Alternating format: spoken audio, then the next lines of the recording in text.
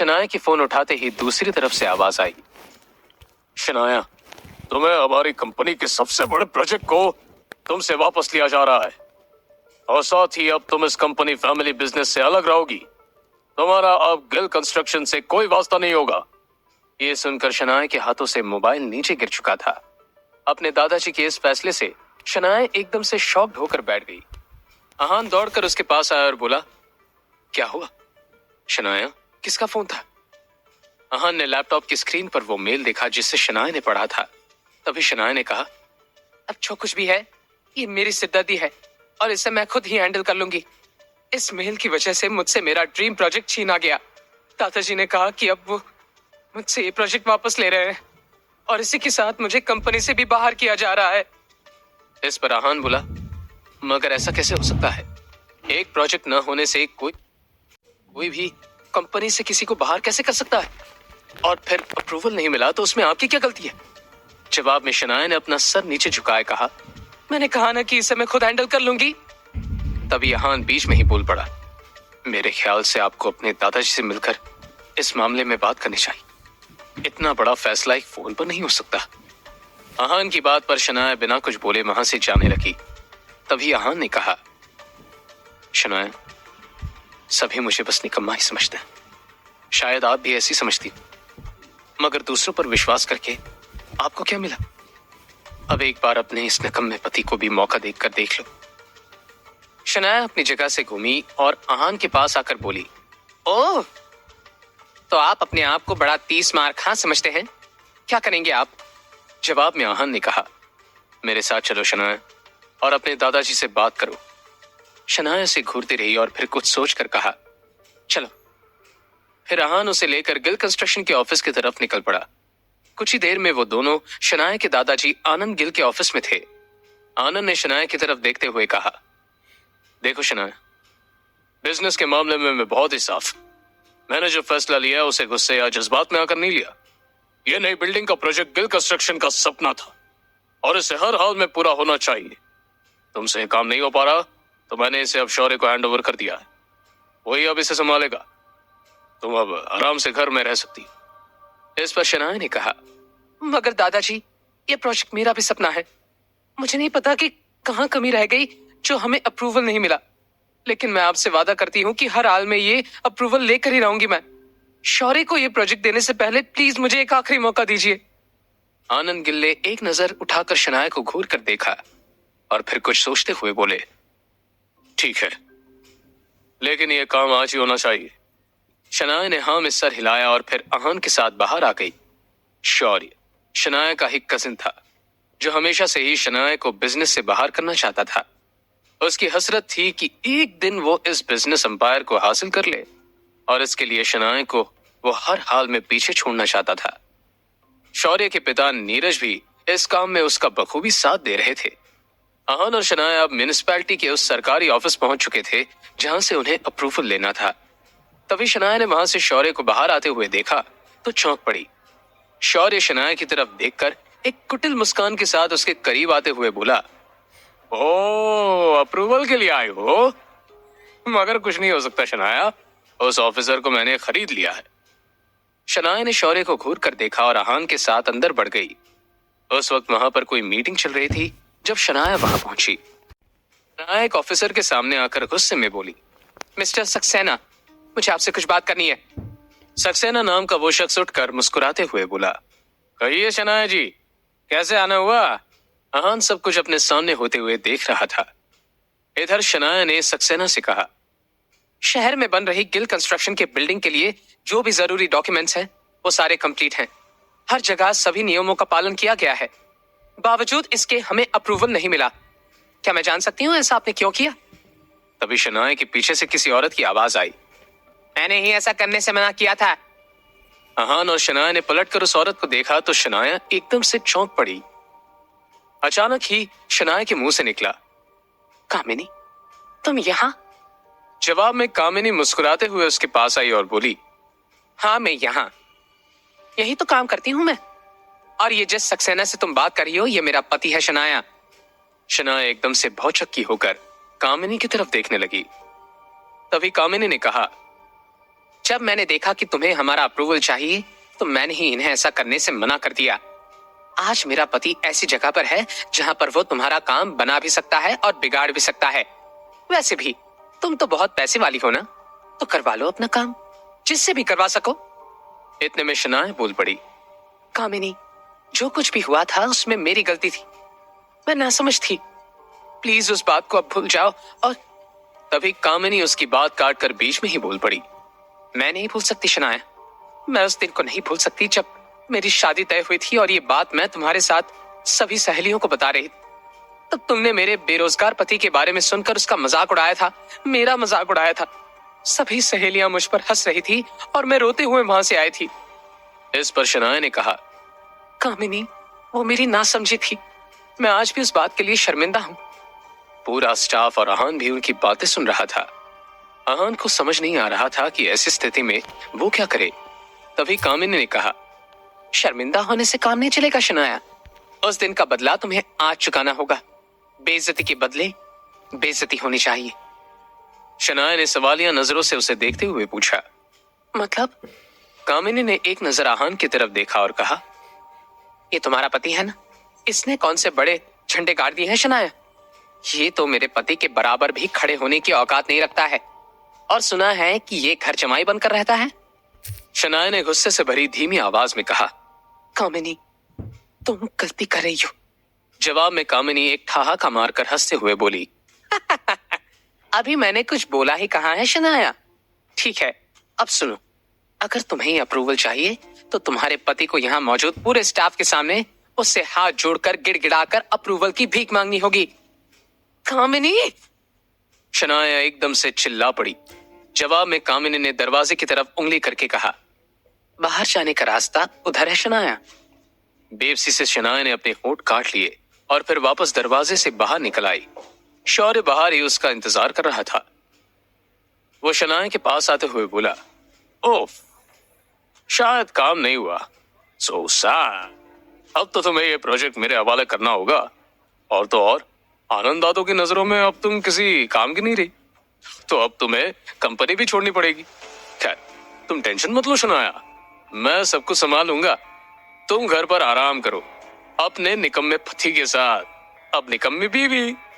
अरे हाँ, वो तुम्हारा पति कहाँ रह गया, वापस नहीं आया तुम्हारे साथ? इससे पहले कि शनाया शौर्य की हरकत का कोई जवाब देती, उसे भी ध्यान आया कि आहान उसके साथ वापस नहीं आया। शनाया वापस अंदर की तरफ बढ़ी। बाहर से शीशे से उस पार क्या हो रहा था ये साफ दिख रहा था उसे। और फिर शनाया ने जो देखा उससे तो शनाया को झटका सा लगा। अंदर आहान सारे स्टाफ के सामने गिड़गिड़ा रहा था, अप्रूवल की भीख मांग रहा था, और सभी लोग उसका मजाक बनाकर उस पर हंस रहे थे। ये सब देखकर शनाया की आंखों में आंसू आ गए। वो तेजी से अंदर की तरफ बढ़ी कि तभी दरवाजा खोलकर कामिनी बाहर आई और शनाया पर एक मुस्कान छोड़ते हुए बोली, सचमुच बहुत प्यार करता है ये तुम्हें, तुम्हारे लिए कुछ भी कर सकता है। ऐसे कहाँ मिला ये तुम्हें? खैर, मुबारक हो, तुम्हें अप्रूवल मिल चुका है। तभी वहां पीछे से शौर्य आकर बोला, मगर ये कैसे हो सकता है, मैंने आपके पति को पैसे दिए हैं। जवाब में कामिनी मुस्कुराते हुए बोली, वो तुम्हें वापस मिल जाएंगे, मेरे लिए मेरा बदला जरूरी था ज्यादा। इतना कहकर कामिनी आगे बढ़ गई। इधर आहान जैसे ही बाहर आया तो शनाया उसे घूर कर शिकायती लहजे में बोली, आप समझते क्या है अपने आप को? किससे पूछकर आपने ऐसा किया? आपको क्या लगता है कि आपकी बेइज्जती करवा के मैं ये प्रोजेक्ट हासिल करूंगी? क्या मैं इतनी कमजोर हो चुकी हूं? आहान अपना सर झुकाए सुनता रहा। फिर शनाया रुंधे हुए गले से बोली, चलो अब यहां से। इतना कहकर शनाया आगे बढ़ गई। शौर्य आहान को कच्चा चबा जाने वाली नजरों से देखते हुए बोला, तुझे क्या लगता है कि तेरा ऐसे करने से शनाया को सब कुछ वापस मिल जाएगा? मैं उसे कहीं का नहीं छोड़ूंगा। जवाब में आहान ने अपना चेहरा उठाया और शौर्य को घूरते हुए बोला, मेरे रहते हुए तू तो क्या, कोई भी माई का लाल शनाया का बाल भी बांका नहीं कर सकता।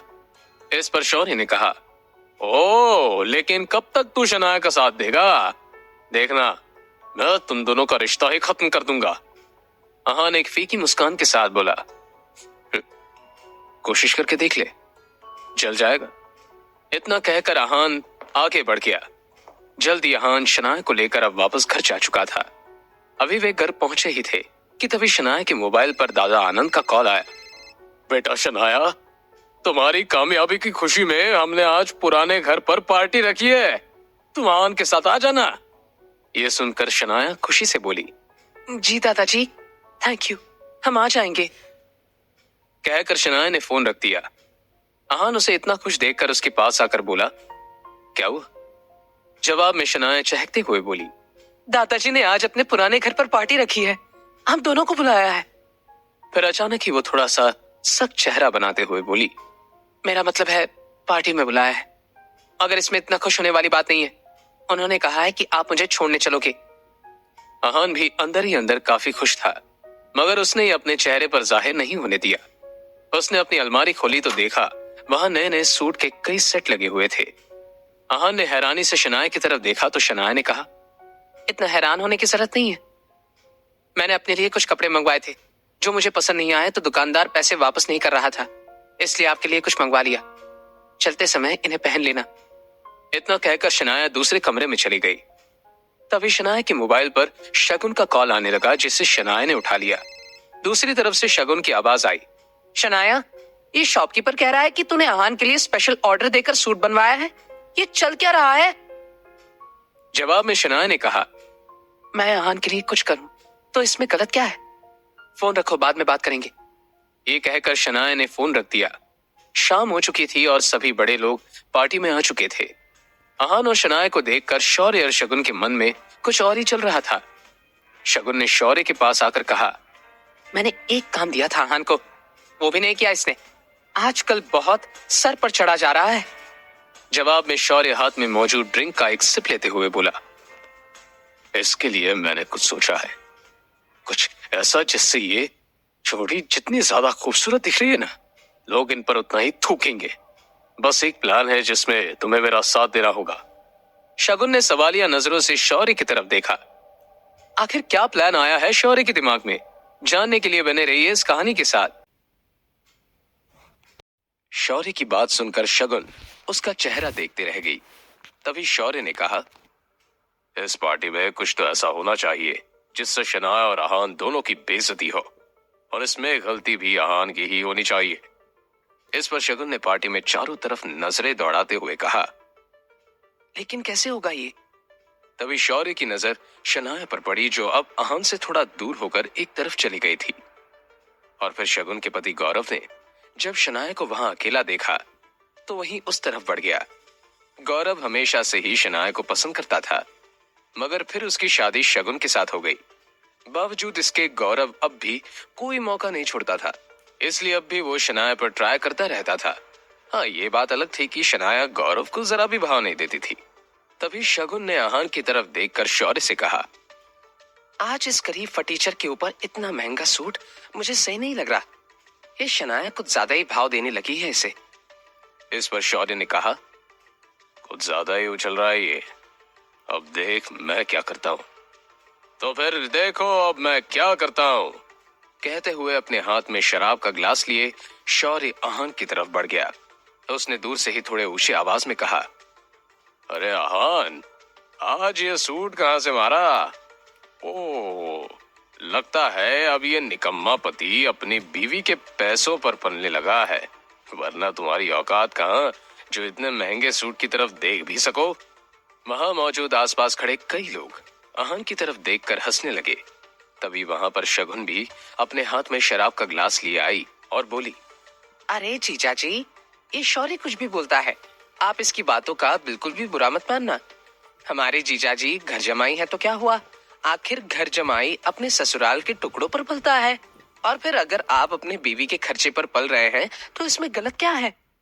शगुन की बात पर शौर्य एक ठहाका मारकर हंस पड़ा और फिर आगे बोला, अच्छा ठीक है, सॉरी सॉरी, लेकिन शगुन, क्या तुम्हें लगता है कि शनाया इनसे प्यार करती है? जवाब में शगुन ने मुस्कुराते हुए कहा, क्यों, तुम्हें ऐसा क्यों नहीं लगता? इस पर शौर्य ने कहा, वो देखो, अपने पति को अकेला छोड़कर वहां कोने में शनाया किसी और के साथ है। शगुन और आहान ने उस तरफ देखा जहां शनाया गौरव के साथ बात कर रही थी। शगुन ने कुछ सोचते हुए कहा, हाँ ये तो है, शनाया को कम से कम यहाँ तो आहान को अकेला नहीं छोड़ना चाहिए था। फिर शगुन ने आहान की तरफ देखकर कहा, अरे छोड़िए भी जीजा जी इन सब बातों को, आइए हम लोग साथ में एंजॉय करते हैं। कहते हुए शगुन ने शराब का ग्लास आहान की तरफ बढ़ा दिया। तभी आहान ने मना करते हुए कहा, नहीं शगुन। इस पर शौर्य ने अपना ग्लास आहान के होठों से लगाते हुए कहा, ओ कम ऑन आहान, इतने बड़े पार्टी में शर्म मत कीजिए, ये हमारी इज्जत का सवाल है। कहते हुए शौर्य ने जबरदस्ती वो ड्रिंक आहान के मुंह में उड़ेल दी। मना करते करते भी आहान के अंदर पूरी शराब जा चुकी थी। जैसे ही शौर्य ने अपना ग्लास हटाया, तभी शगुन ने अपना ग्लास आहान के होठों से लगाते हुए कहा, ओह, तो क्या हमारे ग्लास से पीने में आप भेदभाव करेंगे जीजा जी? चलिए इसे भी खत्म करिए। आहान मना करता रहा, मगर इनकी जिद के आगे आहान की एक न चली। आहान मन ही मन सोच रहा था कि मुझे तो शराब का नशा नहीं होता, फिर इन्होंने ऐसा क्या पिला दिया कि मेरा सर घूम रहा है। थोड़ी ही देर में वो बेहद नशे में हो चुका था और शौर्य व शगुन अब उसके मजे लेते हुए देख रहे थे। शौर्य शगुन के कान में फुसफुसाया, अच्छा किया कि हमने उसके ग्लास में ड्रग्स मिला दी थी। लगता है ड्रग्स ने अपना काम शुरू कर दिया है, अब आएगा मजा। अब तक यामिनी जी और शौर्य के पिता नीरज भी पार्टी में आ चुके थे। इसके अलावा दादा आनंद गिल भी लोगों से मिल रहे थे। तभी शौर्य ने लोगों का ध्यान आहान की तरफ खींचते हुए तेज आवाज में कहा, लेडीज एंड जेंटलमैन, मिलिए हमारे घर के दामाद मिस्टर आहान से। इनके अंदर बहुत सी खूबियां हैं। ये किस खानदान से है और इनका पेशा क्या है, क्या सोचकर इन्होंने हमारे खानदान से नाता जोड़ा? आज ये सब के बारे में बताएंगे। क्यों चचा जी, बताइए ना। आहान ने नशे में ही शौर्य की तरफ बढ़कर कहा, ओह, तो इसलिए तुमने और शगुन ने जबरदस्ती मुझे शराब पिलाई, और अब अगर जानना ही चाहते हो तो सुनो। वहां लोगों की भीड़ इकट्ठा हो चुकी थी और लोग बड़ी दिलचस्पी से इस तमाशे को देख रहे थे। आहान ने शौर्य की तरफ देखकर कहा, साले साहब, सबसे पहले मैं तुम्हारे बारे में बताता हूं। तुम एक नंबर के लालची और खुदगर्ज इंसान। गिल कंस्ट्रक्शन के बिजनेस की बागडोर तुम अपने हाथ में लेना चाहते हो ना, और इसलिए तुम शनाया को अपने रास्ते से हटाना चाहते हो। तुम हमारा रिश्ता भी तोड़ना चाहते हो। तभी शौर्य उसकी बात काटते हुए बोला, आहान, क्या बकवास कर रहे हो? जवाब में आहान ने अपने होठों पर उंगली रखकर चुप रहने का इशारा किया और बोला, चुप। अभी मेरी बात खत्म नहीं हुई है शौर्य। हाँ, इसी बिजनेस को हासिल करने के लिए तुम तरह तरह की चालें चलते रहे हो। आपने बाप नीरज के साथ मिलकर और दादाजी, दादाजी की चापलूसी करके उन्हें शनाया के खिलाफ भड़काते हो। तभी दादा आनंद गिल आहान के सामने आकर बोले, आहान, ये सब क्या है? आहान उन्हें देखकर बोला, ओह दादाजी, और आपके बारे में तो क्या ही कहने को तो आप शनाया को मौका जरूर देते हैं, मगर अंदर ही अंदर आप शनाया से ज्यादा शौर्य को चाहते हैं। इसलिए आपका हर एक फैसला शौर्य के हक में और शनाया के खिलाफ होता है। तभी शगुन वहां पर आकर बोली, आहान, ये हमारे दादाजी हैं। इस पर आहान बोला, और हाँ शगुन, मुझे पता है कि शनाया के खिलाफ अब तुम और शौर्य एक हो चुके हो। तुम भी आखिर शौर्य के चाचा की ही लड़की हो ना। अंदर ही अंदर तुम दोनों एक दूसरे के खिलाफ चाहे जितना सोचो, मगर जब बात शनाया की आती है तो तुम दोनों एक हो जाते हो। इसलिए तो तुम दोनों ने मुझे बेइज्जत करने के लिए शराब पिलाई, मगर शनाया के साथ मैं खड़ा हूं और मेरे रहते कोई भी शनाया का कुछ नहीं बिगाड़ सकता। इतना कहकर आहान की आंखें थोड़ा नम हो गई और वो कुछ सोचते हुए बोला, सच कहूं तो एक शनाया ही है जो तुम सबसे ज्यादा टैलेंटेड है। वो सभी का ख्याल रखती है। अपने फैमिली बिजनेस के बारे में उसे सबसे ज्यादा फिक्र है, मगर भेदभाव भी उसके साथ होता रहा है। अब तक शनाया भी वहां आ चुकी थी। आहान नशे में जरूर था, मगर उसने जो भी कहा था वो सच था, और ये बात सुनकर शनाया की आंखें नम हो गई थी। तभी शौर्य आहान के करीब आया और उसका हाथ पकड़कर बोला, बहुत बेइज्जती करवा चुके आप हम लोगों की, अब बेहतर यही है कि जल्दी से यहाँ से निकलिए। इतना कहकर शौर्य ने आहान को धक्का दिया तो आहान सामने खड़ी शनाया के कदमों में गिर पड़ा। ये देखकर शौर्य हंसते हुए बोला, तू कल भी शनाया के पैरों की जूती के बराबर था और आज भी तेरा यही हाल है। आहान ने सर उठाकर ऊपर देखा तो सामने शनाया खड़ी हुई थी। शनाया ने झुककर आहान को सहारा देते हुए उठाया। आहान अभी भी नशे में बड़बड़ा रहा था, मगर शनाया ने उसे संभाला हुआ था। अचानक ही शनाया का चेहरा एकदम से सख्त हो गया। वो शौर्य और शगुन की तरफ देखते हुए बोली, आज तुम दोनों ने सचमुच बेशर्मी की सारी हदें पार कर दी। किसी को नीचा गिराने के लिए तुम दोनों कितना गिर सकते हो, ये आज मैंने देख लिया। मगर एक बात कान खोलकर सुन लो, आहान को कुछ भी कहने से पहले एक बार ये जरूर सोच लेना कि ये मेरे हस्बैंड है, और कितनी भी कोशिश कर लो ये सच नहीं बदला जा सकता। इसलिए आज के बाद आहान के साथ अगर किसी ने गलत करने की सोची भी तो उसके लिए ठीक नहीं होगा। शनाया की बात सुनकर शगुन और शौर्य का मुंह खुला का खुला रह गया। उन्होंने कभी नहीं सोचा था कि शनाया भी आहान का साथ दे सकती है। यामिनी जी का भी कुछ यही हाल था।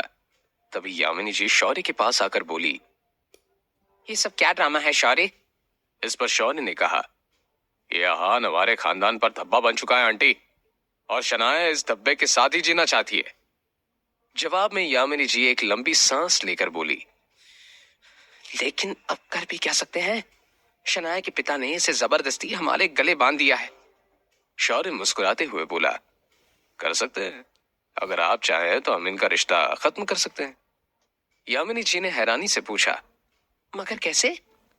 शौर्य अपने होठों को यामिनी जी के कान के पास ले गया और उन्हें कुछ बताया, जिसे सुनकर यामिनी जी के होठों पर एक मुस्कान आ गई और वो बोली, ठीक है, मगर इसमें मेरी बेटी को कुछ होना नहीं चाहिए।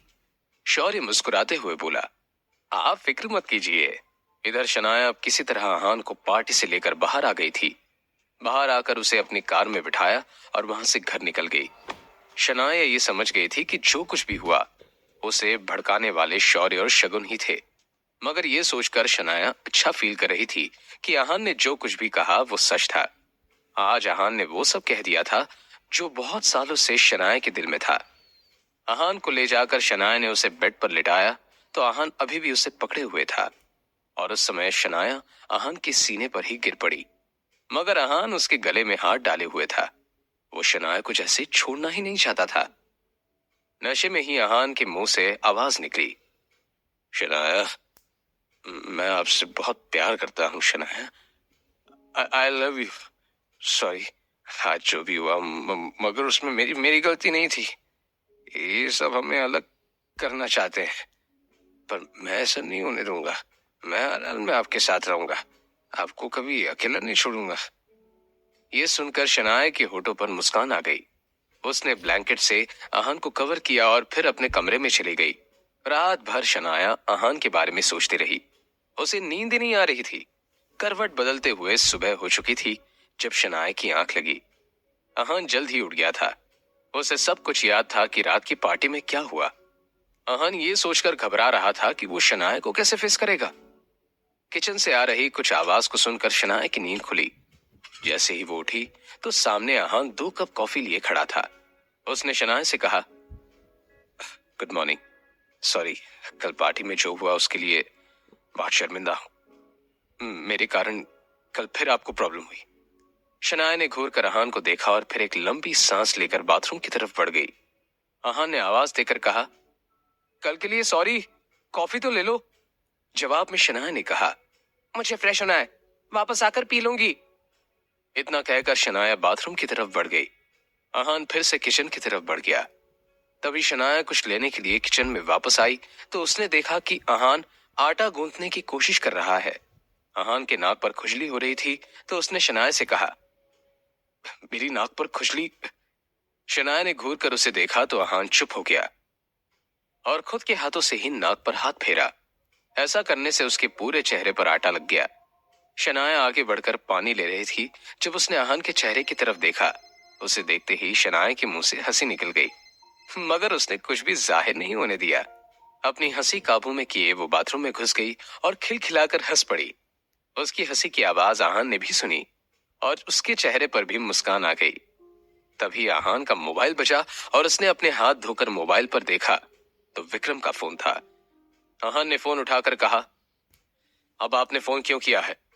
दूसरी तरफ से आवाज आई, अपने फैसले के बारे में आपने क्या सोचा है यंग मास्टर, या फिर हमें ही कुछ करना होगा?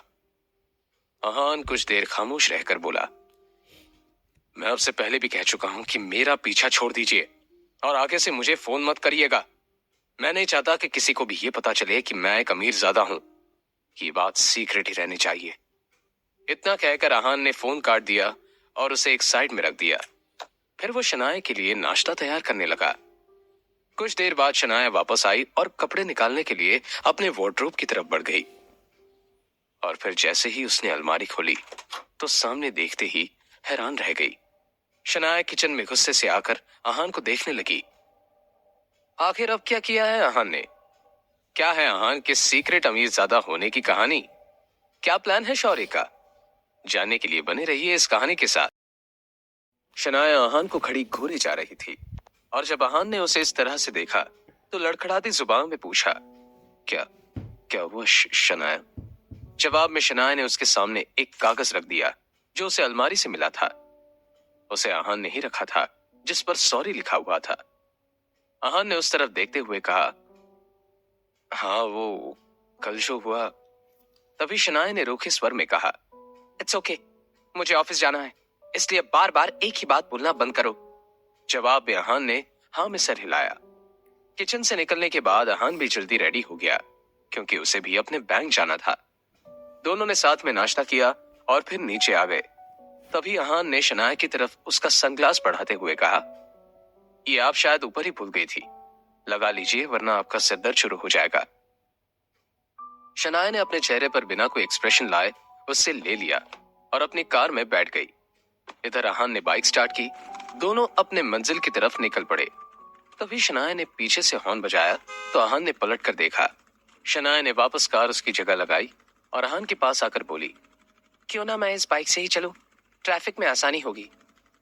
आहान ने जल्दी से सीट साफ कर दी और सामने देखकर मुस्कुराने लगा। बाइक पर बैठकर शनाया ने आहान के कंधे पर हाथ रखा तो आहान को एक अलग ही एहसास हुआ। शनाया का भी कुछ यही हाल था। आज वे दोनों पहली बार पूरे होश में एक दूसरे के इतने पास थे। आहान ने अपने ऊपर एक जैकेट डाली थी और शनाया ने अपनी जीन्स के ऊपर सफेद रंग का टॉप डाला हुआ था जिसमें वो बहुत ही खूबसूरत लग रही थी। तभी शनाया ने कहा, अब आप चलेंगी या फिर किसी और का इंतजार है? आहान ने एक मुस्कान के साथ गाड़ी आगे बढ़ा दी। जल्द ही वो दोनों गिल कंस्ट्रक्शन के ऑफिस के सामने खड़े थे। शनाया अभी बाइक से नीचे उतरी ही थी कि तभी उसका मोबाइल बजा।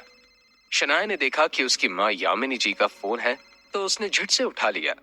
तभी दूसरी तरफ से आवाज आई, बेटा शनाया, तुम्हारे पापा का एक्सीडेंट हो गया है, जल्दी से हॉस्पिटल पहुंचो। इतना सुनते ही शनाया की हालत खराब हो गई। आहान उसका चेहरा देखकर बोला, क्या हुआ? जवाब में शनाया ने फोन काट कर कहा, तुरंत सिटी हॉस्पिटल चलिए, पापा आज बाहर से वापस आ रहे थे तभी उनका एक्सीडेंट हो गया। शनाया के पिता के एक्सीडेंट की खबर सुनकर आहान की भी हालत खराब हो गई क्योंकि एक वही तो थे उनकी जिंदगी में जिन्होंने आहान पर हमेशा ही विश्वास किया था। उन्होंने आहान को बहुत प्यार किया था। जल्दबाजी में वो दोनों हॉस्पिटल पहुंचे। शनाया के पिता आईसीयू में जा चुके थे और यामिनी जी वहीं बैठकर आंसू बहा रही थी। उन्होंने शनाया की तरफ देखकर रोते हुए कहा, बेटा शनाया, तुम्हारे पाप उन्हें आईसीयू में रखा गया है।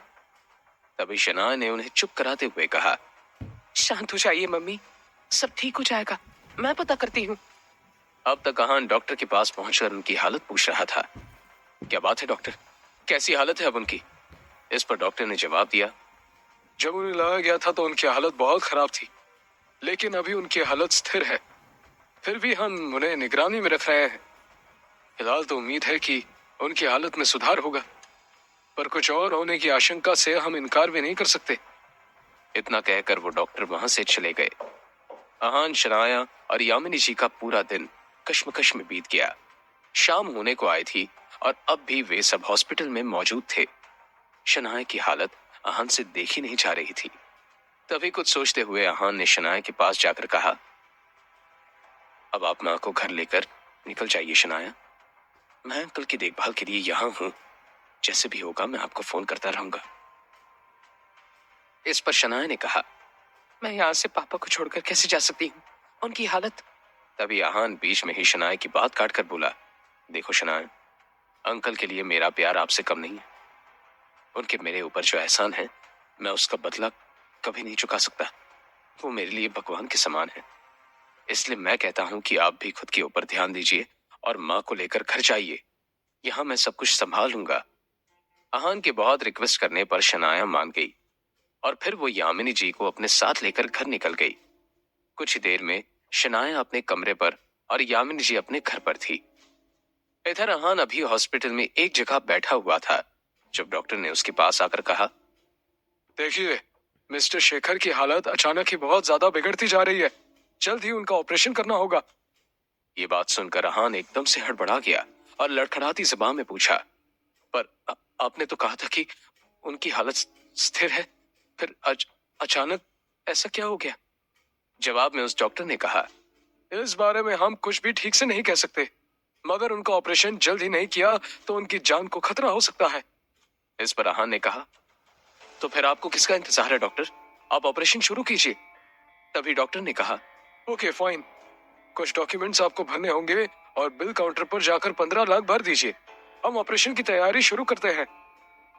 15 लाख की बात सुनते ही आहान टेंशन में नजर आने लगा। उसने शनाया को कॉल करने के लिए फोन निकाला ही था कि तभी उसे सामने विक्रम खड़ा दिखा, जो आहान की तरफ देखकर ही मुस्कुरा रहा था।